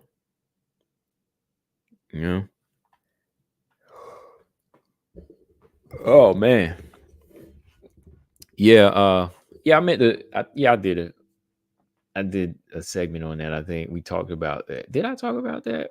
I said a couple fights I still want to see regardless of who beats who or regardless of how this year turns out. I don't care. I don't care how everything goes, like who has the belt or what. Sometime this year I want to see Aaron and Macy fight. And I do want to see Manon and Valentina fight. Like, regardless how anything goes, I want to see those two fights in the flyweight division. Like, whoever they lose to, whoever has the belt, I just want to see those two matches happen at some point before they get too far from each other. Like before Valentina retires, or before like Aaron and Grasso have like a rematch deal going on or something like that. Paul said when Macy when she gets going, she can have big moments. She just has to let loose and make it dirty and not get stuck in a technical striking match. Yeah. She's got to be in there. She's got to let loose. Like sometimes when she sits back, that's what costs her. Like you don't sit back against Chookagian. You got to dictate the pace there. You got to dictate the pace. You got to push her and don't let her get into a rhythm. Be physical. Take away her range. Go to her body, see how that body is, tenderize it, elbows, knees. There's a game plan there for Macy. Like Macy's young, Macy's putting it together. There's a game plan, and the girl has power. That girl's got some power. Chookagian beat people from her generation, not the new blood yet. I think Ebos beat her.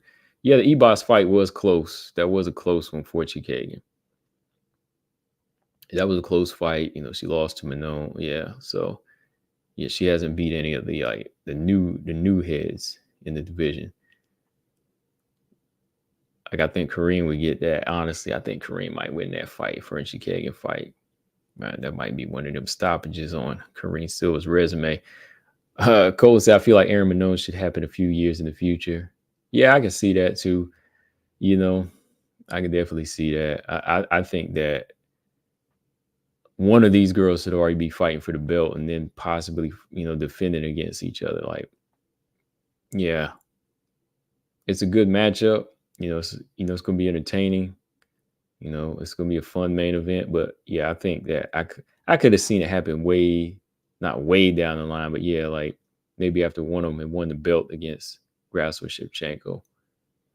Easy said, I want to see Valentina knock Cole before she retires. Grasso was close. Dang, man. You just want to see Valentina go out like that, man? Come on now. Excuse me. You're wrong, man. Grasso. You want to see her get knocked out before? Why she got to go out like that, man? Why she can't go out like Nunes? Easy. Come on, man. Why you got to do that to her? Wow, man. I want to see Valentina get knocked cold. Dang, man. What she ever do to you, man? Well, Nunes did get submitted by Pena, but she got to get back, right?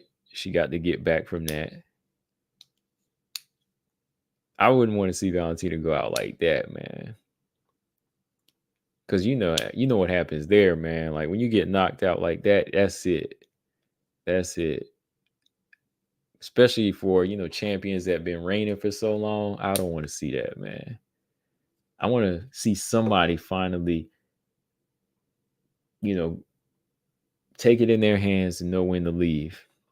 Just like Roy, I mean, he went out like gone, man. You know what I mean? Like Roy Jones, that's the downfall there. Like he was like down. Like I don't want to see Terrence Crawford go out like that. Dang, man. No, but I do want to see, new blood. I want to see a new champion, but I don't want to see her go out like that. Dang, man. He said she's gonna be the new Volkanovski. Volkanovski, man, he kept playing into that, man, that old man role. We all thought it was a joke. We all thought it was a joke, but then, man, he went in there and got slept like an old man. But hey, it happens. It happens, man. It happens. Somebody's determination and their motivation, their hunger. If it's just higher than yours, that's all it takes, man. Along with, of course, what got them there. Right. But yeah, man, I'm about to get up off here, y'all. That's been fun. Another fun show. Make sure you hit the like and subscribe here and everywhere else. And let me check one more time here. I don't think we have any women's fights on this Rosenstruik Gaziev card. Let me see. They said Rosenstruik got the most main events, right? He got the most main events out of everybody. But let me see. Not the most wins, though. Let me see. Just double checking here to see if is that Knudsen fight still on this card? Hold on. Let me see. Oh, no. It's not on this card. This is no WMMA fights on this card. That's what I was going to say. No, none at all. None at all. Lolita said one. Nope, none at all. Yeah, Tapiri is no joke, Colton. MMA Art, what's up? He said, who's going to knock out Valentina? Even Nunes couldn't. The only way she loses is on the ground. Yeah, I can agree with that. Like, I guess he's wishful thinking. He wishful thinking she get knocked out. And with Grasso landing that right hand, Grasso recovers though from them punches though. I mean, Valentina recovers from some punches. Like, can't really recover from a submission though in that position. Paul said Josephine Knudsen. No, did they cancel the fight? I thought it was up here. Maybe I was looking at the wrong date, but I thought Josephine Knudsen was on this card. Yeah. She is. She is. No, it's canceled. It's canceled. That's what it is. It was, but it's canceled. It got canceled. It got canceled, y'all. Amanda Serrano this weekend. Yeah, I got Miranda Serrano this weekend. Remember, this card starts early. It starts at like 1:30. This is one of the early cards. 1:30. Main card starts at 4 o'clock.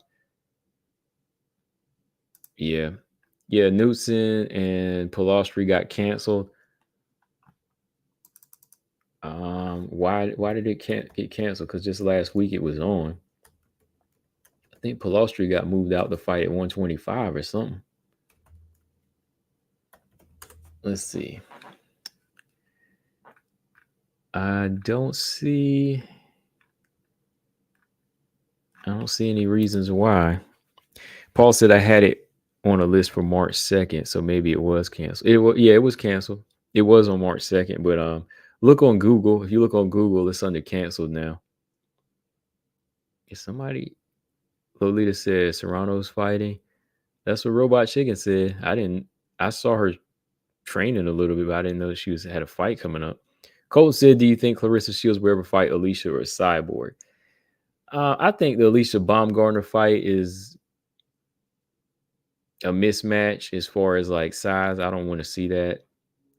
I don't think her and Chris Cyborg ever fight. I think when it comes to the skill gap, experience gap in boxing, it won't happen. It won't happen in MMA either. I think she'll fight Alicia Baumgartner before she fights Chris Cyborg. If I had to pick, it would probably be Baumgartner. But still, even at that, what is Baumgartner going to do? Move up to 154? I think that girl's like a featherweight or something. You know, so both of them are kind of unrealistic fights, really. A lot of trash talking going on right now that don't even need to be happening. You know, with some of these fighters, ain't even in the same league. You know.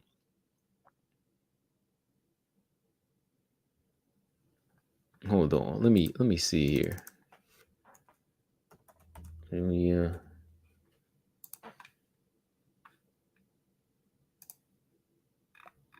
Yeah, she's got to reschedule. Yeah, she'll fight Luciano Stephanie. She's fighting Luciano Stephanie in March. So I'm assuming Josephine Knudsen must have got injured or had to pull out. Maybe she was sick this weekend. I don't know. So she's going to fight March 23rd. She was going. Oh, okay. It's a strawweight. Never mind. They're going to fight at strawweight, I think. Hold on. Oh, they're fighting on the Ebos Rose card now. They're going to fight on the Ebos Rose card. Yeah, so Pilastri got moved to the Ebos Rose card. She's not fighting this weekend. What's wrong with Knudsen though? I don't know. Hopefully she'll be back.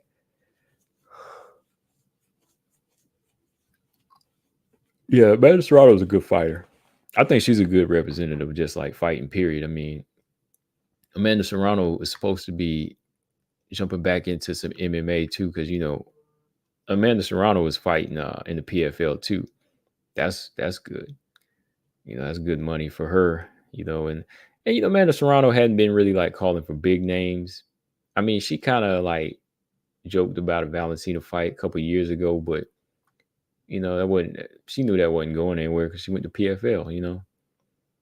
Just kind of entertaining the question, but they're in different leagues, you know. I think Amanda Serrano jumping over here to PFL is a better option for her. Fighting at, you know, 125. Yeah. But yeah, I like Amanda Serrano. I think Amanda Serrano and Alicia Baumgartner is a more realistic fight, Colton, now that you bring it up. Clarissa, Alicia don't make any sense, but Serrano and Baumgartner makes a lot of sense because, you know, Serrano has dropped down to featherweight before. Easy, do you believe Ryan Garcia say Floyd showed him the tape of Tank knocking out Haney in the Mayweather gym? I don't know. Ryan says a lot of crazy things, though. I mean, they all do, really, right? Ryan says Floyd showed him the tape of Tank knocking out.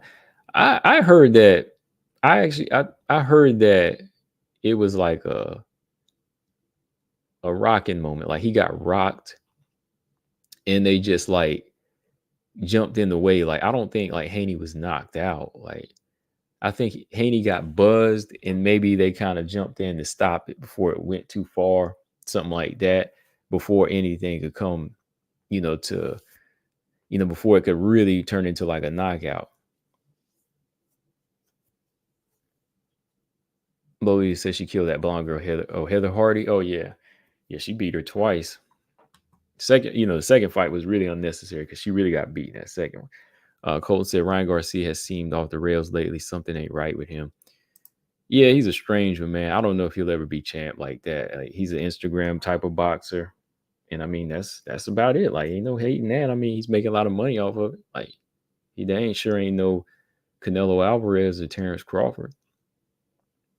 I mean, ain't nothing wrong with that, right? Like, you just want to get in to be a Instagram model or whatever. Like, be careful though, because gonna get hurt in there. Yeah, Tank fight. Cayman Ryder, what's up, man? He said Dern needs to learn how to wrestle. I mean, I can't argue with that. And she needs to learn how to tuck that chin. Tuck the chin. Easy says Serrano beat Katie Taylor. They robbed her. Yeah, I thought Serrano won that fight. Close fight, but I had Serrano win in the fight. Yeah, I did. All right. Time to roll out, y'all. I'll catch y'all. Let me see when next time I do a live. Probably next week. Catch y'all on Monday or next Tuesday, because I'm busy the next few days and tomorrow. So yeah, hit the like and subscribe if y'all enjoy talking some WMMA over here. And yeah, this month, we got some good stuff coming up in March. So yeah, y'all see me in March. I will see you guys in March. On that note, stop raining. All right. Y'all enjoy y'all's night and weekend. All right, Robot Chicken, Combo Breaker 99. I'm out. Subscribe. Peace.